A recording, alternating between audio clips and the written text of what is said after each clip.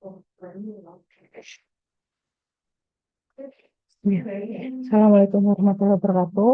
Kita akan bahas tentang ketenagaan, ya, penghitungan tenaga perawatan yang nantinya kalian punya tugas membuat makalah. Makalahnya itu nanti bikin kasus aja tuh, bikin kasus kira-kira ada rata-rata jumlah pasiennya berapa gitu. Terus nanti kan kalau contohnya sudah apa diajarkan.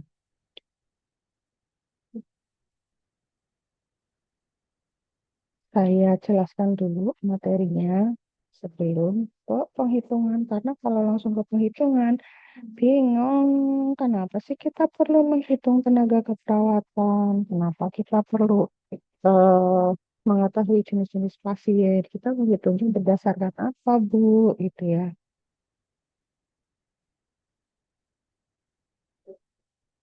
Pertama, eh, dalam memberikan pelayanan itu, perawat mempunyai kontribusi yang sangat besar. Karena sebagian besar tenaga kesehatan itu adalah perawat. Ada 70% dari tenaga kesehatan yang ada itu adalah perawat. Perawat itu yang berada terus-menerus secara 24 jam bersama dengan pasien. Bukan berarti perawatnya nggak pulang, enggak. Kita tuh kan kerja shift-shiftan ya.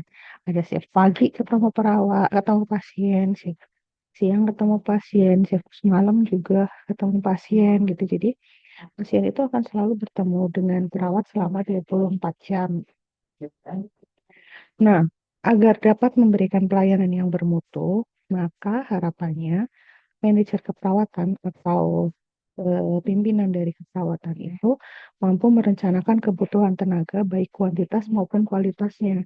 Artinya bukan hanya sekedar jumlahnya saja, tapi bukan dari sekedar jumlahnya atau kuantitas, tapi juga berdasarkan pada kualitasnya. Nah, kualitas nanti ditentukan oleh apa?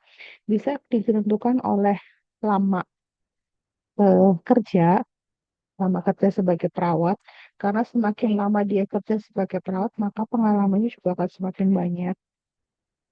Bisa juga berdasarkan pada tingkat pendidikan, ya. Kalau di rumah sakit itu tingkat pendidikan perawat itu ada yang vokasi D3, ada yang apa namanya, ada yang nurse, terus kemudian bisa juga berdasarkan pada banyaknya pelatihan yang sudah diikuti. Itu misalnya nih, dia pernah ikut dalam perawatan luka, dia pernah ikut dalam manajemen bangsal, atau pernah ikut dalam eh, pelatihan nyeri, penanganan nyeri, itu semuanya apa dihitung sebagai kualitas dari keperawatan itu sendiri, dan itu akan menentukan dia akan mampu untuk merawat pasien lebih banyak enggak dibandingkan temannya yang lain. Jadi itu harus diperhatikan. Analisa situasi tenaga keperawatan di rumah sakit. Jadi pada dasarnya, semua metode atau rumus-rumus yang telah dikembangkan untuk menghitung tenaga keperawatan itu sumber utamanya adalah dari beban kerja dan kemampuan personal dari yang bersangkutan gitu. Kita jadi harus tahu nih beban kerja dari masing-masing perawat itu, masing-masing perawat mungkin masing-masing ruang itu akan berbeda. Contoh, IGD dengan ruang rawat inap. Apakah beban kerjanya sama? Secara sekilas aja kita bisa lihat tuh bahwa beban kerjanya, beban kerjanya IGD dengan beban kerjanya siapa rawat inap itu akan berbeda gitu. IGD itu ketemu dengan orang-orang yang baru datang, masih dalam kondisi yang tidak stabil, banyak tekanan juga baik dari pasien maupun dari keluarganya. Terus kasusnya juga tidak terduga, bisa saja nanti yang datang pos kecelakaan, bisa juga yang baru datang itu orang-orang yang lagi muntah, yang lagi diare, gitu-gitu kan banyak ya. Dan itu tidak bisa diprediksi, maka beban kerjanya pasti akan lebih tinggi dibandingkan yang dirawat inap. Nah, kalau rawat inap itu udah stabil, udah relatif stabil. Meskipun baru datang, meskipun baru pasien baru, tapi udah bukan sesuatu yang mengejutkan lagi karena di ruang rawat inap itu sudah terpisah mana rawat inapnya ke dalam, mana rawat inap bedah itu udah terpisah gitu. Mana yang ruang anak, mana yang ruang ICU yang intensif gitu itu udah berbeda. Maka beban kerjanya juga berbeda. Nah, analisa kebutuhan tenaga keperawatan ini harus betul-betul direncanakan dengan baik agar tidak perlu dilakukan berulang-ulang. Karena kalau dilakukan berulang-ulang itu akan membutuhkan waktu, biaya, dan tenaga sehingga malah tidak efektif dan efisien. Kenapa bisa begitu? Iya, karena kalau kita mau merotasi, mau memindahkan tenaga atau mau menambah tenaga, itu kan butuh proses yang namanya ada rekrutmen, ada seleksi. Ya, kita pasang iklan nih.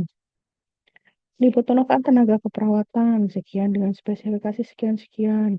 Nanti ada seleksi lagi. Seleksi itu kan juga butuh orang-orang yang eh, bentuk ya dari HRD-nya, dari manajer keperawatan yang mau wawancara, terus dari ya siapa yang membutuhkan, itu kan harus dilakukan.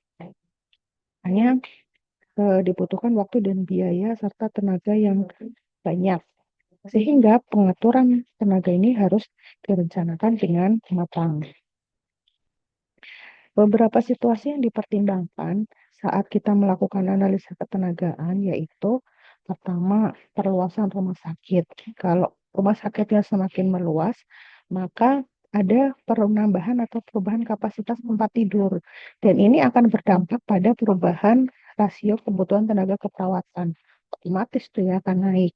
Yang tadinya mungkin hmm, pakai 10 ini jadi tambah banyak gitu-gitu kan ya karena pasiennya juga banyak. Kemudian adanya berbagai perubahan jenis pelayanan dan fasilitas rumah sakit yang akan berdampak pada peningkatan BOR yang pada akhirnya perlu analisa situasi dan kebutuhan tenaga. Hal ini perlu diantisipasi sebelumnya sehingga pelayanan dapat terlaksana dengan optimal. Misalnya yang kemarin sempat booming, yang kemarin sempat booming di itu di dua rumah sakit besar ya, itu keluarga dan bakti ASI Brebes itu kan ada perubahan jenis pelayanannya di mana mereka tidak menerima lagi pelayanan BPJS. Nah, kalau tidak menerima pelayanan BPJS otomatis bornya akan turun. Apa itu bor? Bor itu adalah bed occupancy rate atau rata-rata satu tempat tidur dipakai oleh pasien. Semakin cepat eh, semakin cepat atau semakin banyak rate-nya, semakin tinggi rata-ratanya itu, rata-rata tempat tidur itu dipakai, maka rumah sakit itu berarti semakin laris dong. Ya enggak? Kalau apa namanya bednya itu sering dipakai oleh pasien, berarti pasien enggak udah terbukti ada lagi gitu. Maka semakin tinggi bor, maka semakin banyak pasien. Berarti tenaganya juga butuh lebih banyak. Tapi kalau bornya semakin rendah, eh, maka tenaganya juga bisa-bisa dikurangi gitu. Nah, bagaimana cara mengurangi? Maksudnya kita mau memecat gitu kan enggak, itu perlu ada trik khusus selain pemecatan. Untuk pemecatan itu adalah udah yang paling akhir. Pengennya sih nggak dipecat gitu kan. Kemudian adanya penurunan motivasi, penurunan prestasi kerja, misalnya saja sering nggak masuk, datangnya telat, kerjanya lama gitu. Nah, itu kalau yang kayak gitu-gitu diapain? Apakah langsung dibuang, dipecat? Enggak. Kita perlu melakukan analisa lagi. Bisa nggak sih kalau yang rajin ini dikombin dengan yang males? Kira-kira kalau si A ketemu si B, nanti dominan yang mana? Yang malas apa yang rajin nih? Itu perlu dianalisa lagi. Kemudian mungkin ada juga keluhan klien tentang pelayanan yang diterima. Itu juga dianalisa.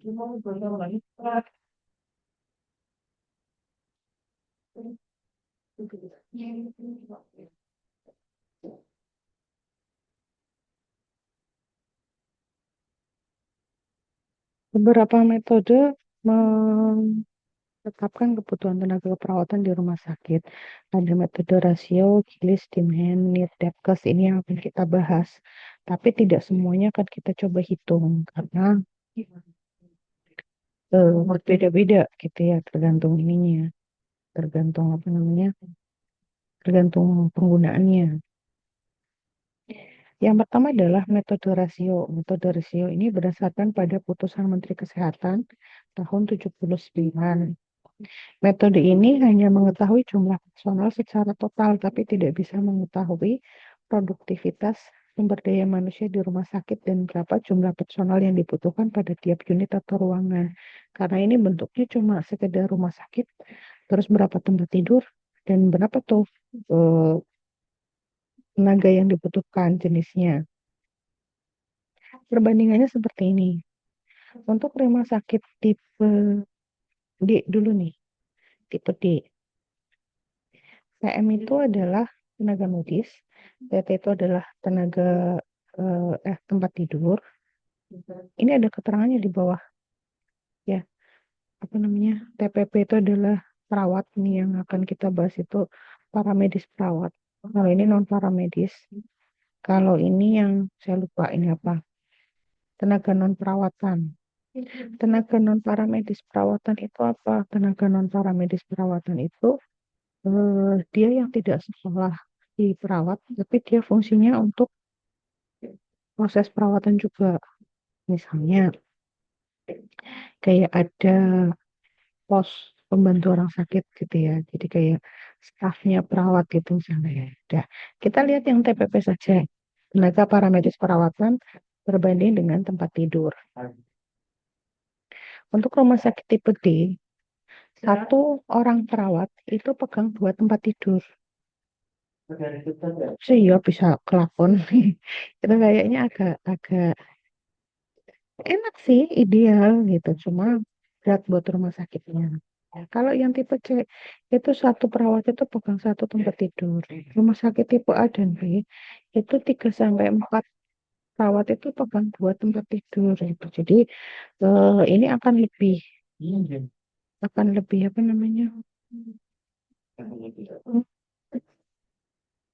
Akan lebih fokus lagi nih dalam merawat pasien gitu. Tapi sepertinya tidak tercukupi.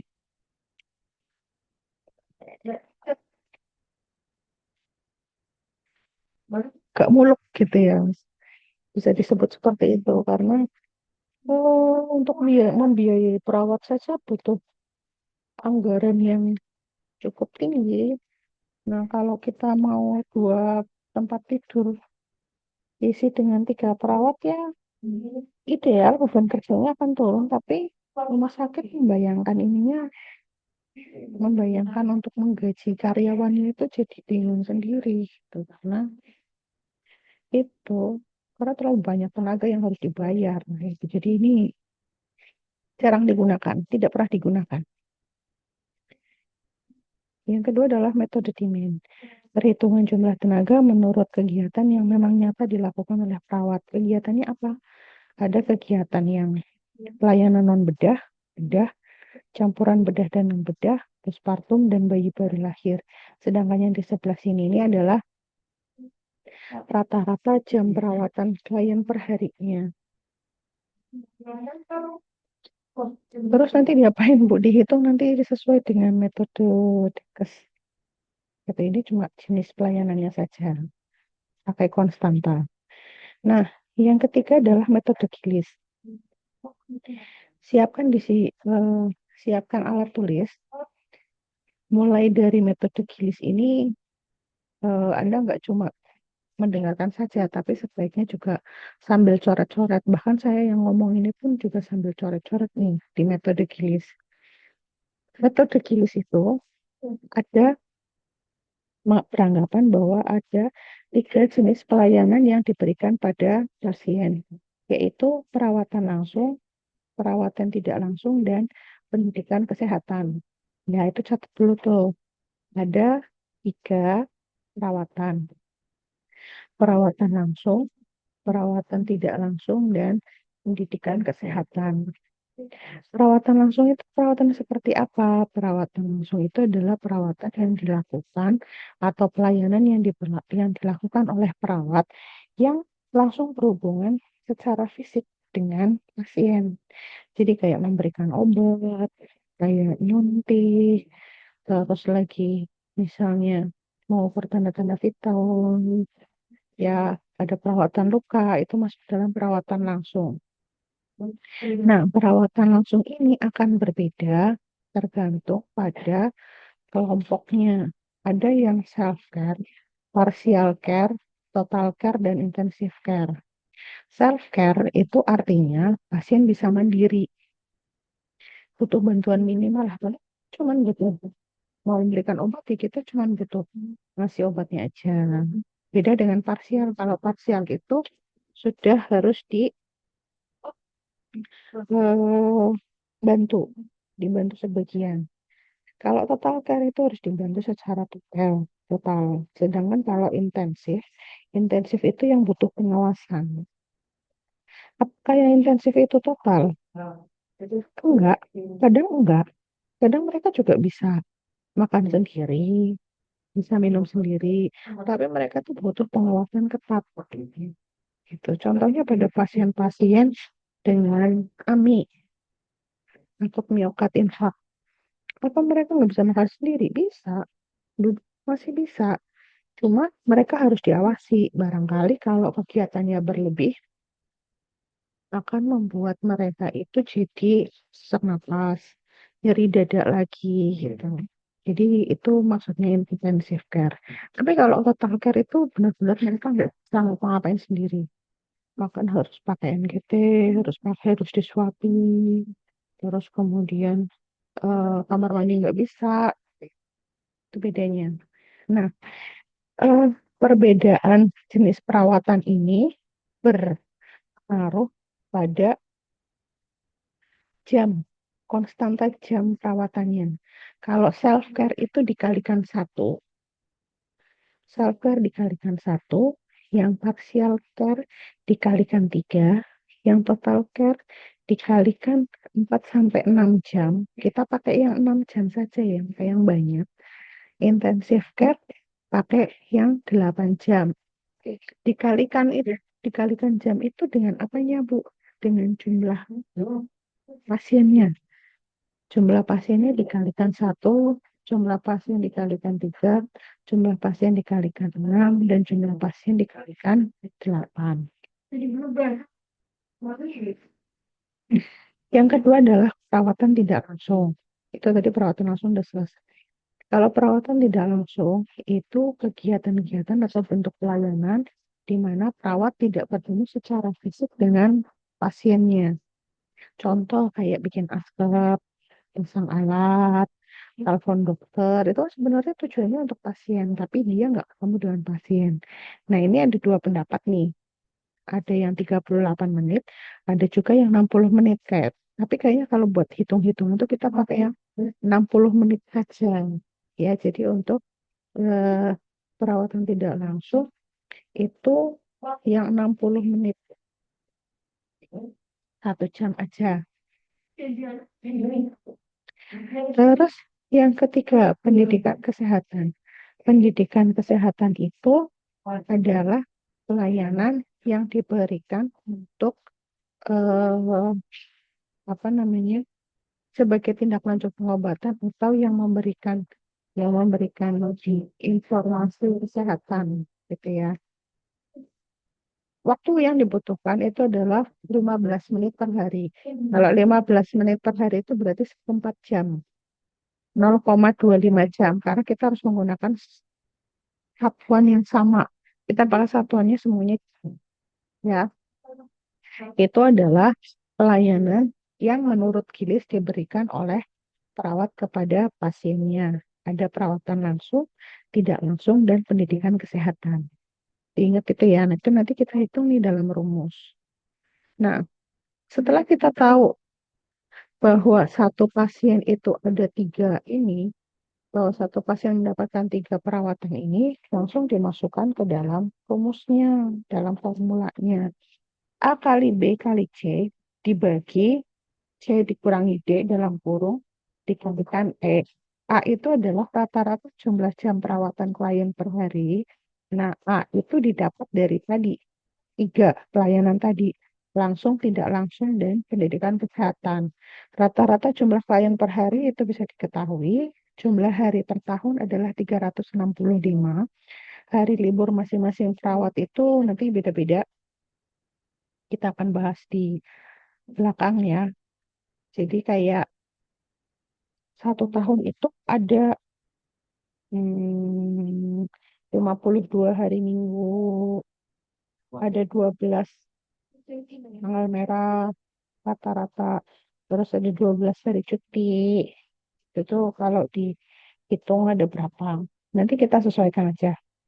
Terus yang E itu adalah jumlah jam kerja masing-masing perawat. Nah, itu tergantung dia itu menerimanya 5 hari kerja atau 6 hari kerja. Kalau 6 hari kerja berarti 7 jam. Kalau 5 hari kerja berarti nanti akan lebih panjang lagi, bisa 9 jam kerja.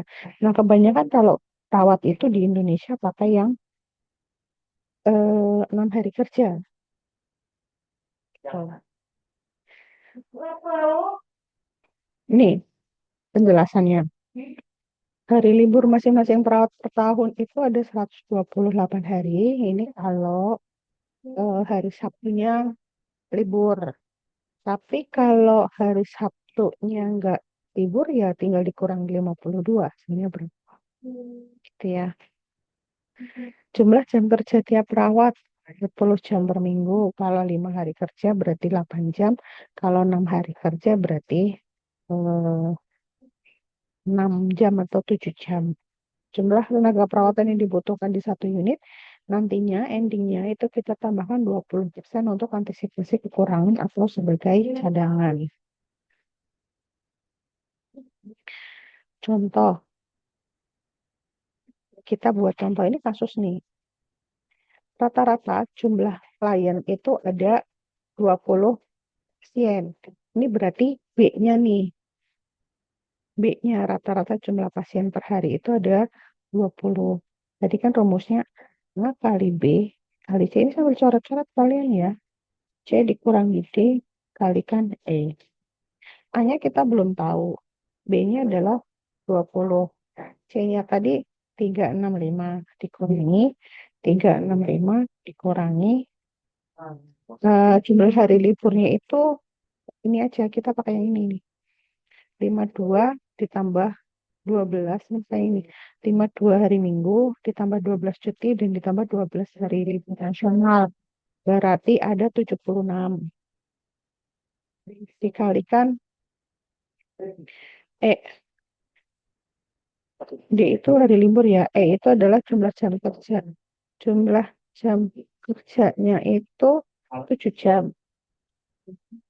Yang belum kita tahu itu adalah A. Nah, bagaimana kita mencari A? Kita cari berdasarkan pada 3 perawatan tadi. Ya, Gilis meyakini ada 3 perawatan, yaitu perawatan langsung, perawatan tidak langsung, dan Menkes. Kita mulai dari perawatan langsung dulu.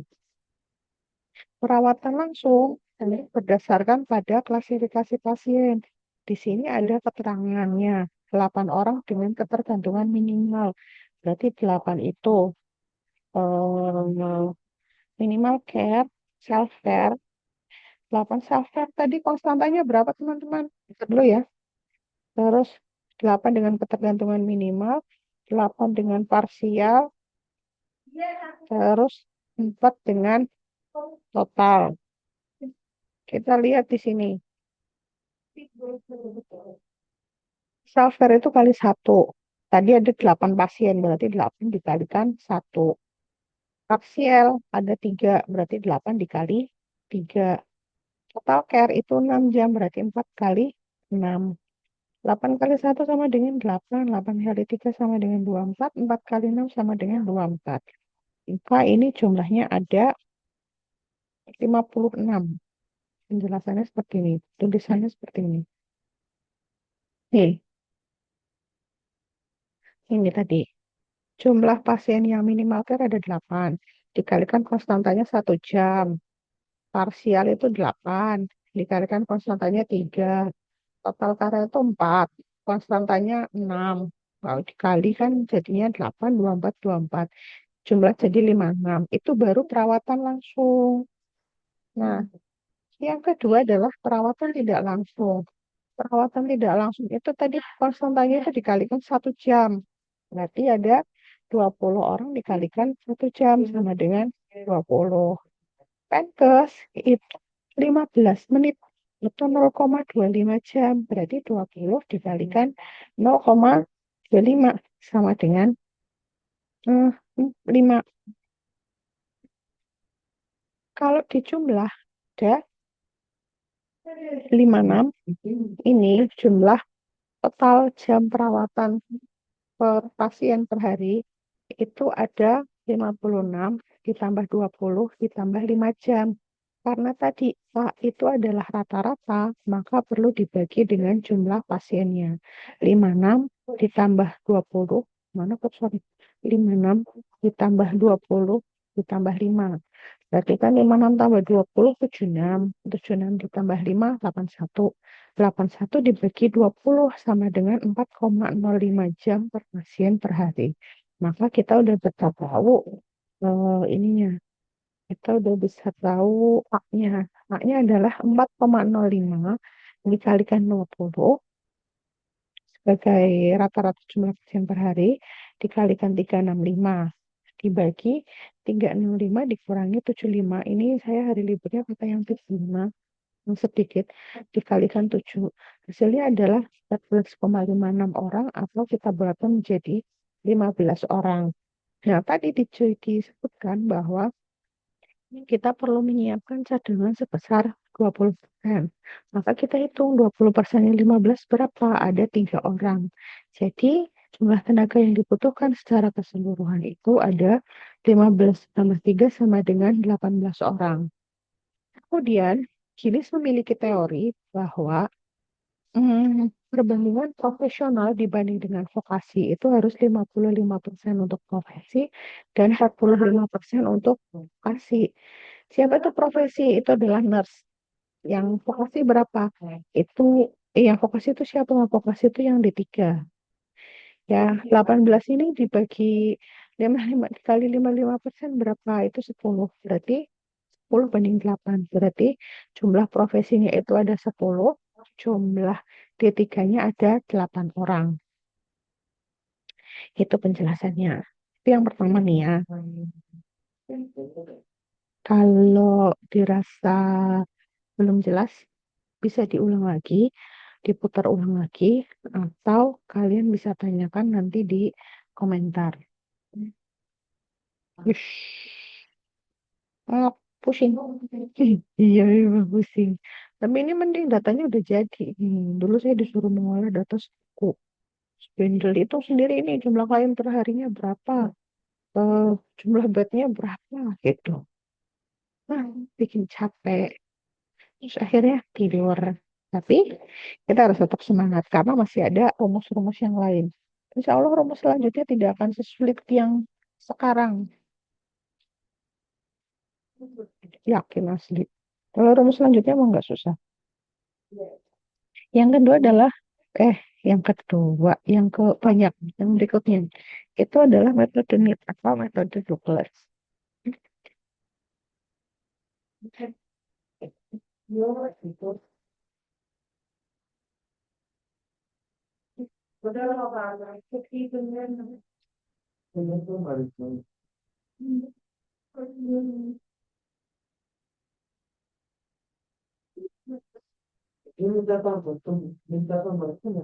Metode NEAT itu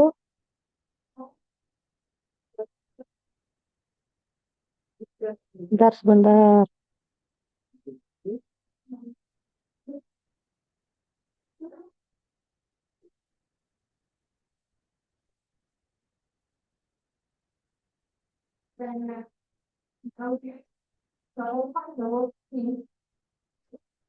Metode NEAT itu berdasarkan pada kategori pasiennya.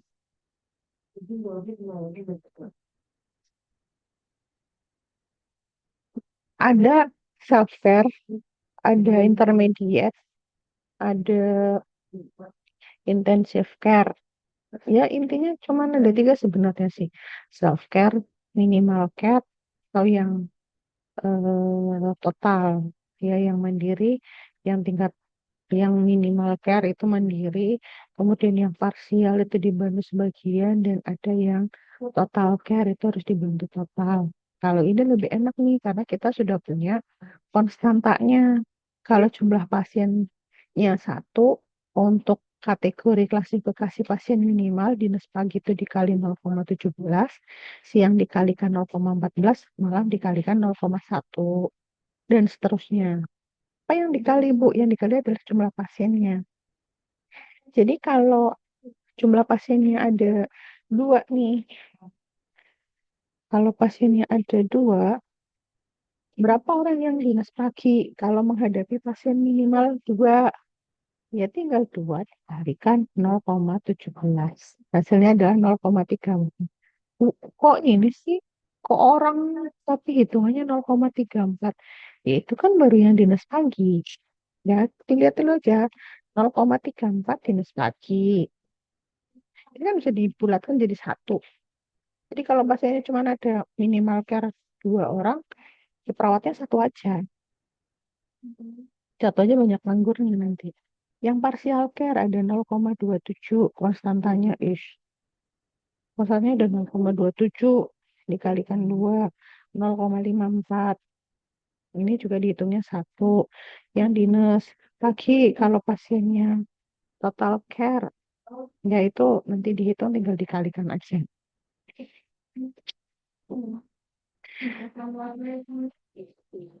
Ini penilaian, ini kriteria atau cara menilai derajat ketergantungan. Ya, dilakukan pada satu kali di waktu yang sama. Terus eh, dilakukan oleh orang yang sama. Terus kalau kategorinya ada yang lebih banyak sedikit, itu masuk ke klasifikasi yang lebih besar. Hmm. Latihan, contoh, sambil oret-oretan ya. Ada 20 orang pasien. 4 orang dengan tingkat ketergantungan minimal, 10 orang dengan tingkat ketergantungan parsial, 6 orang dengan tingkat ketergantungan total. Keunggulannya si metode Douglas ini adalah kita bisa melihat kebutuhan perawat itu tiap shift. Jadi shift pagi butuhnya berapa, shift siang butuhnya berapa, malam butuhnya berapa. Kita juga bisa melihat total dalam satu harinya itu berapa. Kalau tadi metode Gilis itu bukan untuk satu hari atau satu shift, tapi itu untuk 1 tahun, karena hitungannya adalah 365 hari. Kalau yang Gilis tadi. Tapi kalau ini kita bisa lihat untuk satu hari. Gunanya apa, Bu? Gunanya gini. Di rumah sakit nanti sering ada kejadian begini. Ada perawat yang tidak yang tiba-tiba tidak masuk atau sakit tiba-tiba gitu ya. Misalnya di IGD, perawatnya tiba-tiba sakit. IGD itu kan butuh tenaga yang banyak tentunya. Tadi dengan beban kerja yang tinggi. Maka kepala ruang IGD itu akan menghubungi ke eh, manajer in charge-nya siapa nih, on duty-nya siapa yang lagi bertanggung jawab hari itu. Kemudian manajer on duty-nya itu akan menganalisa kira-kira ruangan mana yang perawatnya itu masuk semua dan banyak jumlahnya. Nanti dia akan telepon, misalnya ke ruang Merak. Bu, yang di Merak, tolong satu perawatnya, kalian kan dinas berempat nih. Tolong yang satu ke IGD ya, terserah siapa aja. Tapi satu perawat itu tolong pindah ke IGD dulu untuk jaga dinas di IGD gitu. Nah, sebagai kepala ruang di ruang kita itu harusnya bisa menganalisa nih, oh, jumlah pasien saya sekarang ada berapa, Terus kemudian eh, bisa nggak dikurangi satu orang, masih cukup nggak tenaganya, masih bisa memberikan pelayanan yang baik nggak ke pasien gitu-gitu. Itu harus dianalisa. Bisa dihitung dengan metode Douglas ini. Kalau ternyata dari metode Douglas menunjukkan bahwa, oh ini kurang nih, kita aja lagi kepepet nih, nggak bisa banyak, nggak bisa diambil satu. Ya udah silakan bertahan sebagai kepala ruang merak. Jadi biar nggak asal dipindah, gitu ya. Itu keuntungannya. Nanti di rumah sakit akan sering seperti itu. Oke, balik lagi kita hitung di sini. Eh, Tabelnya udah ada di tas. Saya mulai dulu dari yang minimal care. Jumlah pasiennya itu ada 4. Pasien minimal pagi, dinas pagi, itu berarti pagi itu kan konstantanya 0,17.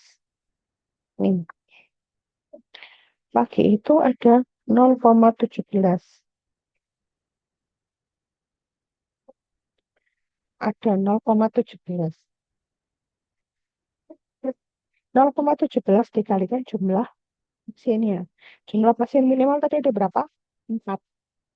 0,17 dikali 4 sama dengan 0,68. Sambil ngitung kalian. Nah, yang kedua, dinas siang. Dinas siang itu konstantanya ada 0,14.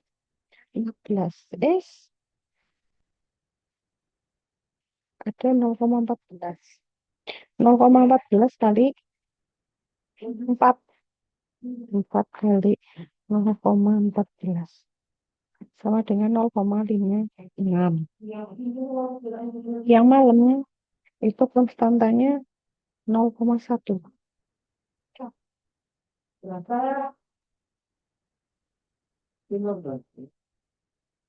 Ini biarin hilang ya. Dan 0,1, 0,1 kali 4, 0,4. Nah, sekarang kita ke yang tingkat ketergantungan parsial. Parsial itu ada 10. Konstantanya ini. Dinas pagi 0,27. Berarti 10 dikali 0,27. 2,7. Siang-siang 0,15. 0,15 dikalikan 10. 1,5. Yang malam 0,07. 10 dikalikan 0,07 sama dengan 0,7. Yang dinas, yang total care itu ada 6 orang. Dinas pagi itu ada tersangkanya 0,36. 6 dikali 0,36 sama dengan 2,16. Terus konstanta dinas siangnya 0,3. 0,3 dikalikan 6, 1,8. Yang dinas malam 0,2. 6 dikalikan 0,2 sama dengan 1,2. Kalau sudah ketemu, kita bisa jumlahkan berapa sih yang dinas pagi, dinas siang, dan dinas malam. Dinas pagi berarti tadi yang minimal care itu ada 0,68 ditambah 2,7 tambah 2,16 sama dengan 5,54. Yang dinas siang ada minimal care 0,56, parsialnya 1,5, total care-nya 1,8. 3,86. Dan dinas malam minimalnya 0,4 ditambah parsialnya 0,7 ditambah 1,2 sama dengan 2,3 gitu. Itu kalau mau dibulatkan berarti yang dinas pagi butuhnya 6, yang dinas siang itu butuhnya 4, yang dinas malam butuhnya 2 orang saja cukup. Cuma berdua, Bu, ya itu menurut perhitungan. Tapi kalau kebijakannya, ya oke lah ditambah satu lagi, itu 3. Itu ya nggak apa-apa.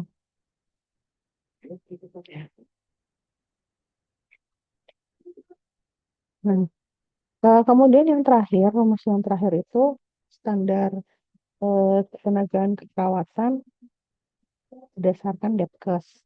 Kalau Depkes itu ada dua nih, dua kriteria. Ada jenisnya berdasarkan jenis atau kategorinya.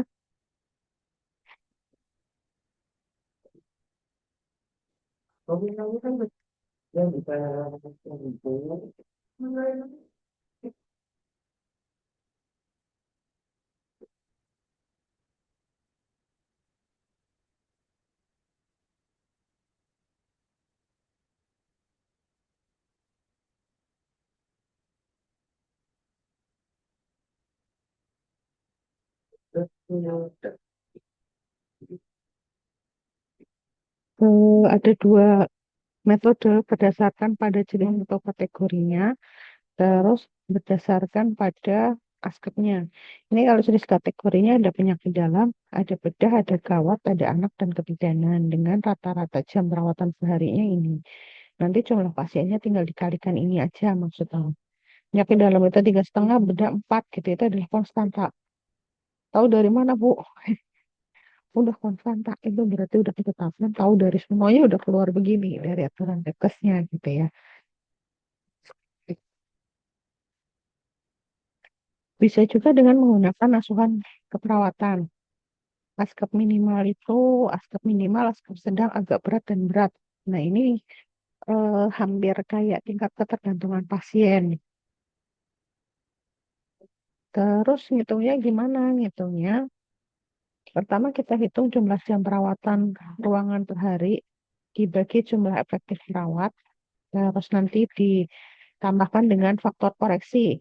Faktor koreksi itu ada lost day. Lost day itu adalah hari-hari yang hilang. Apa itu artinya? Itu adalah hari libur. Kemudian ada non-nursing job sebesar 25%. Kemudian nanti non-nursing job itu apa? Non-nursing job itu adalah tugas yang dilakukan oleh perawat yang sebenarnya itu nggak ada hubungannya dengan keperawatan. Contoh, dapat telepon dari asuransi.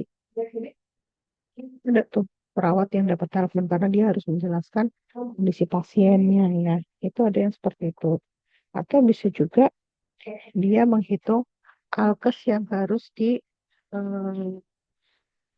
alkes yang harus diberikan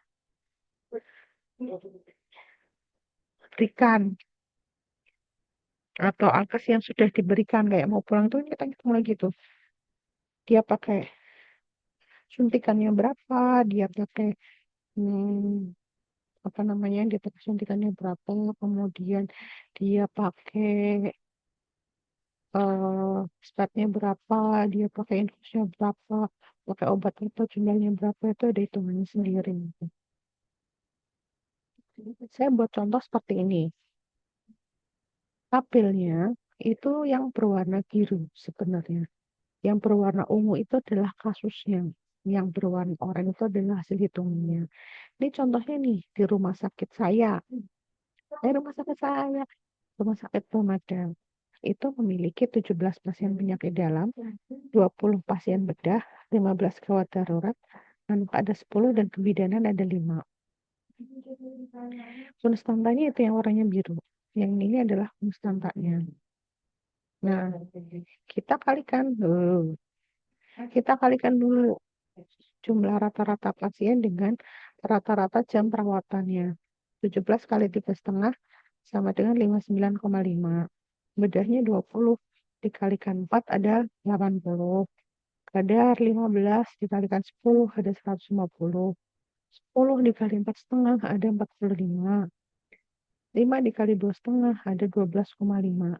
Kemudian, ini dijumlah nih. Dijumlah semuanya ada 347. Ada 347. Karena ini adalah rata-rata jumlah jam perawatan, maka kita bagi dengan 7. 7 itu adalah rata-rata jam perawatan, jam kerjanya pasien, jam efektif kerja pasien. Yang tadi kita kerja dari Senin 6 hari kerja, kita 40 dibagi 6 itu sama dengan 5,5 atau 5,5. Berapa tadi? 40 dibagi 40 dibagi 6. hari 6,6 itu sama dengan 7 ya.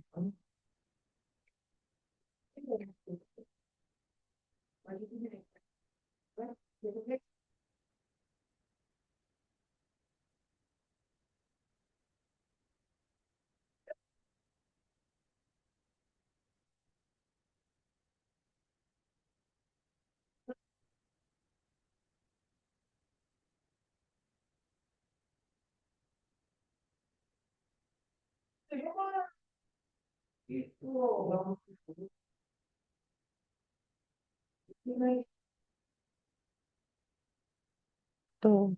Nah, 347 dibagi 7 itu sama dengan 49,57 atau kita bulatkan jadi 50. Ini adalah jumlah tenaga berdasarkan rata-rata jumlah jam perawatan. Pak, sudah berhenti di sini enggak? Kita masih harus hitung berdasarkan pada faktor koreksi. Yang tadi ada lost day dan ada non-nursing job. Lost day itu adalah hari-hari yang hilang. Maka kita harus hitung jumlah hari liburnya berapa dibagi dengan jumlah hari efektif dikalikan jumlah perawat. Jumlah hari libur, kita mau pakai 75 atau 76 boleh. Di sini saya pakai 76.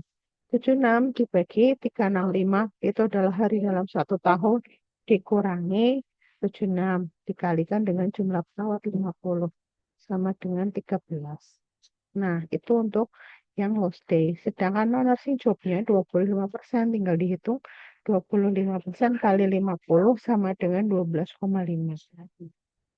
Jadi jumlah total kebutuhan perawat adalah 50 ditambahkan lost day ditambah non-nursing job sama dengan 75,64 atau dibuatkan menjadi 76 orang. Tapi metode DEPAS ini tidak membagi berapa profesi, berapa vokasinya.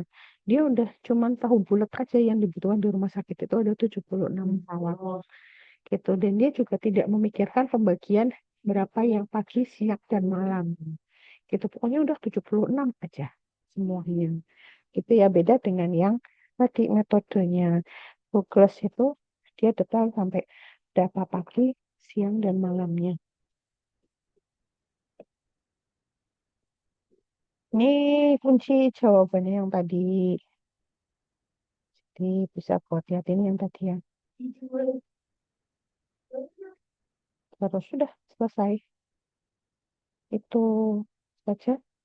Jangan lupa kalau mau mendengarkan ini sambil dibuat orat-oratnya ya. Saya akhiri. Assalamualaikum warahmatullahi wabarakatuh.